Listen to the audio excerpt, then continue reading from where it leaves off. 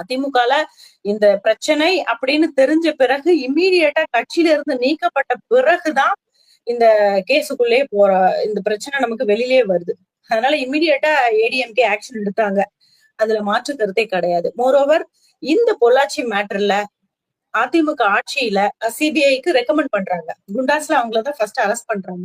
2 கோணத்துல போன இந்த கேஸ் அடிதடி அப்படின்னு ஒரு ஒரு விஷயத்த கொண்டு வந்தாங்க. அதுக்கப்புறம் இது ஒரு பாலியல் பிரச்சனையாக உருவெடுத்து வெளியில ரொம்ப பிரபலமா பேசப்பட்டது.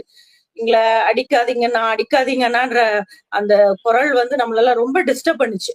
ரொம்ப மன ரீதியா நிறைய பேர் அதை பார்க்கும்போது ரொம்ப டிஸ்டர்ப் ஆனோம் இந்த விஷயத்துல. இப்பவுமே அது நமக்கு மறக்கல.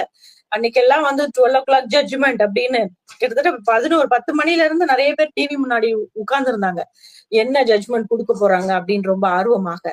இவ்வளவு பேசக்கூடிய அரசியல்வாதிகள், எஸ்பெஷலி இந்த திராவிட மாடல், எத்தனை பேர் அந்த பாதிக்கப்பட்ட பெண்களை போய் பார்த்திருப்பாங்க?